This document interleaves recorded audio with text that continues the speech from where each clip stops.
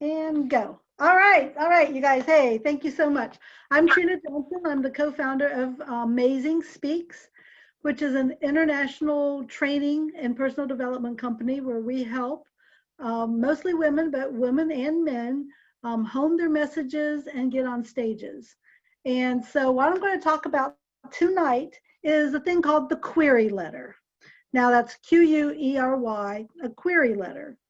And basically a query letter goes back to how can you, I mean, there's always calls for speakers, right? That event planners put out a call for speakers, that they put out some sort of announcement and say, hey, we're looking for a speaker, XYZ, here's the topics that we want, you know, pitch a proposal. There's a lot of, those proposals out there, submit a proposal. They don't tell you really what they want you to talk about, but submit a proposal.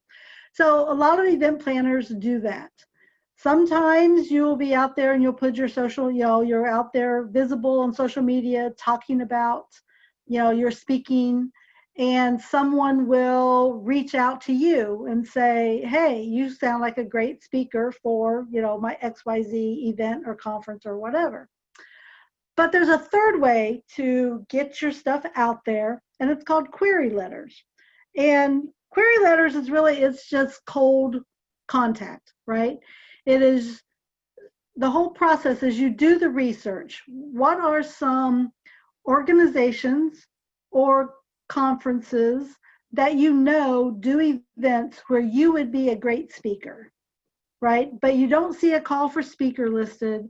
You don't know necessarily what their requirements are, but you just want to kind of raise your hand and say, hey, if there's an opportunity, I want to be involved, okay? So the first thing you do is you do the research into events and organizations. Like a lot of times, depending, like Samoya, your topic may actually be good for different, maybe churches that have women, young women's groups kind of thing, or even hospitals or counseling centers that have things for like young, because your audience is kind of younger women, right? Right. Yeah. Hey, Tianka. So really, it's like find out what organizations cater to those young girls, or maybe have domestic violence, or foster care, or any of those kinds of they're not ripe yet. Issues. And then you just create a list of those various places, right? And sometimes you may have to call them and just say, when you do event, who's your event planner? Who's your event coordinator? Who would I talk to about your events? And just get their name and their address. And what you're really going for is you want the name, a mailing address, and an email address, and a phone number, right? So you really want those 4 pieces of information. One of the things that I am going to recommend that everyone do, especially when they are thinking about doing like a whole query letter campaign, is there is a free CRM, which is Customer Relationship Management System, okay? CRM. It's called HubSpot, HUBSPOT. And it is a database management system. It is totally free. And what I suggest that you do is you start creating your list of potential companies, businesses, organizations, and events out there that you think would be a good match for you and your speaking, your topics, and start building your database in HubSpot. You can put their name, their phone number, their email, their mailing address. It's a database. And then the beauty of a CRM like HubSpot is like you click on HubSpot and say, I'm going to call this company. And you call and you just make notes right there about what was the results of the call. Now, I don't know if you saw the newsletter that I sent out on Saturday, but I put in there kind of what is a proven sequence, okay? When you're doing query letters, and we'll get to the actual query letter here in a second, but basically you send out an email, then you do a follow-up phone call. You send an email on day 1. Then on day 3, you send a follow-up phone call. Then on day 7, you will send out a physical snail mail of your query letter, and also include your one sheet, which I'll talk about in a second. On day 14, you do another follow-up phone call. On day 18, you do an email. Then on day 21, you do another phone call. And then that's over a 3-week period. And if you haven't heard back from them from any of those things in 3 weeks, then you make the decision whether you want to continue to reach out to them or not. You know, they may not be a good fit. They may not be interested in what you're doing at that point. But that's kind of the sequence. But let's talk specifically today. I want to talk about the query letter. Okay, if you're listening to me on this training, this is not in the query, and this goes for any email you send out in the actual query letter, and your email is actually going to be a version of your query letter. What you are not going to do is you are not going to send an email that says, "Hi, I am Trina Johnson, and I am a speaker, and I want to be on your stage at the next event. I'm a great speaker," because, well, that is not what you're going to do. Okay, you are not going to approach them that way. What a good query letter does is it generates questions. It gets them curious about you. Okay, it doesn't, you don't go right in their face. Now there's a guy, I think his name is John Buchanan. It's Jon and then Buchanan. He has this approach for query letters called the charm offensive. And I am not as good. His query letters, he gets a lot of results, but he is very flippant about his, but he doesn't give anyone really any information. He just piques their interest and then moves on. So the beginning of your query letter is the first 3 to 5 sentences is something to generate interest, okay? It is something about, you usually tell a little bit of your story just to get people intrigued, okay? So for instance, and I'm not going to say that this is like the best query letter opening paragraph in the world, but this is one that I have sent out. So I'm just going to read you my first paragraph. And so this is what I wrote.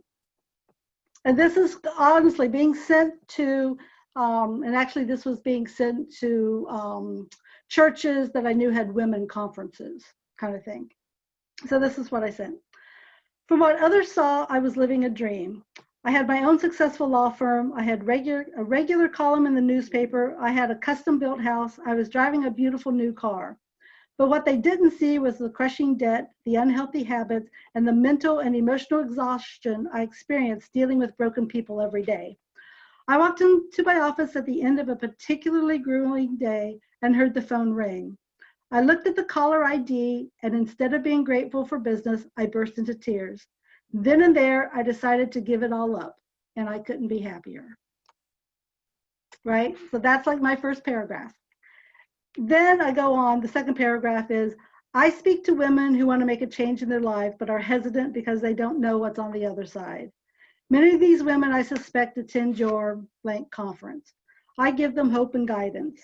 I've appeared on more than X stages over the past few years, sharing my message, you know, and then it kind of goes on. And then it's just, I would appreciate the opportunity to discuss your next conference and see if there's a good fit between my audience, your audience, and my message.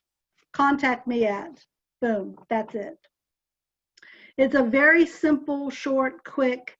I'm not talking about I'm the best speaker, but it's just kind of give them a little bit of interest in what my story might be. And then in the PS, I'd say I'm attaching my speaker one sheet, and you can also find more information at, and I give them a link to my website. That's it. That's a simple query letter. So you really just work on that first paragraph. How can you summarize without giving your whole speech away? Just get them curious or interested in what you might, kind of a broad topic of what you would speak about, that kind of they can be interested in getting to know more about you. Okay, so that's kind of the basics of a query letter. So, Samoya, any questions? No, ma'am. Have you ever done like a cold email or cold letter like that? I did, and I did exactly what you said not to do. So like, hey, I hear you're gonna have another event coming up, and I would like to be considered. I did like exactly what you said not to do. Right. And bigger events, when you do that, they'll just throw it in the trash because they hear that all the time. What you want to do is you want to stand out. You want to be unique. You want to come at them from a professional approach. And that whole, hey, I'm a speaker, pick me, that's kind of amateur, right? When you lead with your story and try to get them to be curious, that's the more professional, because then they're going to say, you know what, this is a speaker who knows her stuff and she's not begging, right? Right. So I mean, approach it from a, hey, I have a valuable story to share. Right. So if you approach it that way, you're going to get more success. How do you feel about hiring somebody to maybe do that for you, to draft one for you? Sure. Absolutely. I mean, obviously it's got to be reflective of you, but you absolutely can do that. And if you join Amazing Speaks, which I encourage you to do, I would help you do it. Okay, gotcha. Okay. And part of Amazing Speaks, I mean, I do help with the develop your one sheet. And, if you've got a website or a web page, we help you develop that. We help you put together a speaker reel, a demo reel of, different you on stage kind of thing. And I would help you with query letters. Actually, I'd probably help you do some research if you kind of, we would sit down together maybe and do some research and kind of come up with the list of organizations you should be reaching out. Okay, that sounds great. Well, I'm definitely looking forward to it. That's for sure. Yeah. You should I learned do a lot it. just from this Definitely. call. But yeah. So I mean, query letters are not. You should take your time in crafting one that's good. But once you've got one that really kind of speaks to your message, you can send it to all kinds of places, right? You can send it to organizations. Maybe you just, change, a paragraph here or there. But like I've got one I've got 4 or 5 query letters for 4 or 5 different topics, right? So I've got one that's really about business building. That has a different query letter because, I talk about a different part of my experience. This one that I was talking about how I changed my life, actually my speech is how I blew up my life. That one, really is about women in transition, and don't be afraid to make big changes. Don't be afraid to just, shake up your life. So there's a query letter for that. I've got another query letter that's specifically for attorneys and how they build their business. That's a different one. So you can have several different query letters, but get them drafted and then you just send them out. And one of the best practices, the people who are making millions in the speaking gigs say that, they do their research, and then they regularly reach out to like 5 or 6 new businesses, organizations, event planners a week. it's a numbers game, right? Because you're going to reach out to some that you're never going to hear from, but then you're going to start getting responses back. And if you do the query letter to generate interest and not just a flat, hey, hire me, I want to be on your stage, you'll get better response. Okay. I believe that makes a lot of sense, actually, especially having more than one, because I do have more than one topic, and I definitely struggled with trying to make myself basically like smothered into one instead of I wasn't even thinking that I could use these for different type of speaking topics. No, exactly. So no, and that's what you want to do is you want to be very targeted. Like if you have this, XYZ event, and you see that their topic is, it looks like they would be more of a general motivation, well, then you're going to talk Yeah. about more motivational. But then if you've got, this is a teen group and they need XYZ information, then you're going to talk about your experience, there. If you're, Right. so yeah, the more targeted you can be with your messaging so that they know that you're a good fit for their audience, the better. Right. Absolutely. That makes a lot of sense. That's some good stuff, Trina. All right. Thank you. That makes a lot of sense. I try to make sense on occasion, No, this is awesome. I'm definitely going to implement this, and then of course, I'm looking forward to sitting down with you and if you, moving forward. Yeah, cool. Hey, Tianka, I know that you are muted. If you want to jump off, unmute. Let me see. Let me see if I can unmute you.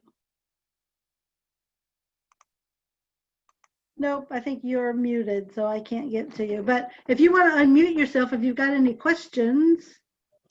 I don't have any questions, but I'm glad that you mentioned about having different topics because like the other young lady, I also thought that you had to have one topic to be No, a speaker. no. Because different audiences want different things, right?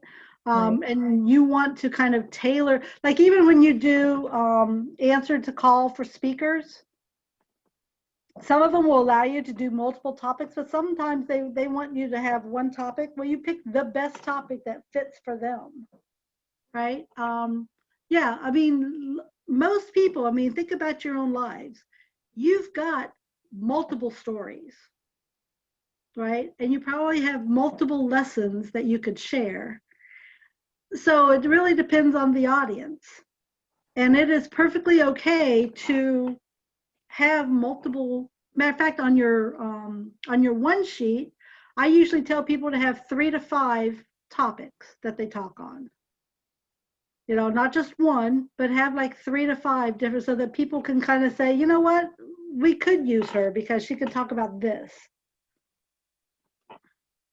So definitely, you don't have to do just one. You definitely want to kind of tailor it to who you're speaking of, who you think what would be your strongest story for that particular session. And I will be joining Amazing Speaks soon. Yay! Cool. Love it, love it. We've been wanting you to join for a while now. I had some fears that I had to conquer. Ah, yes. Oh, we all have fears, right? I mean, that's just part of living. But Absolutely. yep. I mean, it really is. But you know what? The more you practice getting over it and facing the fear, the easier it becomes. And Tianka, I know you've got some story that needs to be told. So, and Samoya, you do too. Absolutely. Absolutely. I love it, love it. Cool. Yep. I'm excited. Well, good. Well, Forward, good. Well, if you guys have any questions, I mean, hit me up for a couple minutes. How can I help you get to, like, Samoya, you were saying you're ready to go to a next level. Like, how can I help you get there? Oh, girl, I can tell you what, it's Oh, going to be girl. those letters you were talking about. Trying to get that together. And then really, honestly, like different and stuff, I really definitely need guidance as just far as should be really targeted, because just because, like, even with domestic violence, just because it may cover domestic violence doesn't mean it really, it doesn't mean it's going to really fit, because some people, like, they want to raise awareness with me, but mostly I talk about building a quality life after domestic violence. You know what I mean? So I wouldn't really fit at a rally if somebody, Right. I mean, honest, so just trying to figure out who my target would be. Right. You're really looking at and for you, the domestic violence was just one piece. You're really talking about how do you build a fabulous life despite what happened in the past, right? Absolutely. You're really talking about looking forward. Yes. So you're really looking for women who, it doesn't matter if it's been domestic violence or not. It's really, if they're wanting to build a better future, here are some steps they can take, right? Here's some things they can look at. Yes, no matter. And really, and a lot of my stuff is trauma-based, like building your life after, just the things that we go through. Like I did like a little, a 2-part series on childhood molestation, because I do believe that it's tied into, domestic violence. A lot of people who are victims of sexual abuse and sexual assault and stuff, they tend to find themselves in abusive situations, because of that loss of power. So I try to definitely focus on that scope, that healing, the tools, the steps. I'm an advocate for therapy, that type. But you're absolutely correct. That's pretty much in a nutshell what I like to focus on, that healing, that empowerment piece. Yep. Oh, I think we can definitely find, kind of craft a good message for you and find some stages for you to be on. Absolutely. Well, I'm ready to free up some of my weekends. All right. That's right. That's right. You got to spend those Saturdays speaking. I got you. Yes, ma'am. Thursday nights and Saturdays. I mean, seriously. A lot of women's groups, for whatever reason, are Thursday nights and Saturdays. And you don't necessarily want to only speak to women, right? No, I speak to everyone. I even talk to the youth as well. Yeah. LGBTQ. I have to drop my link later. I ain't gonna put it on this call, but I'm gonna share it with you when we get done. Okay. All right. That's cool. That's fun. All right. So if there's no other questions, then I'm going to say that's a wrap for today. But we do this every month. The first Monday of every month, we jump on Zoom and we talk about, some topic. And then, like I said, the recording is available, so you can go back and listen again. And then through Amazing Speaks, I usually put this information on the website with some other training materials, so that, and I've got some resources that you can also look at for query letters that I can send out. So that is it. I'm going to send you both a link to Amazing Speaks because, we would love to have you join. Absolutely. Be fun. And so I'm going to say good night. Okay, bye. All right, bye. Thank you for inviting me to this meeting. Oh, absolutely. Tianka, we'll talk with you later. Thank you, Christina. Okay. All right, bye. Bye.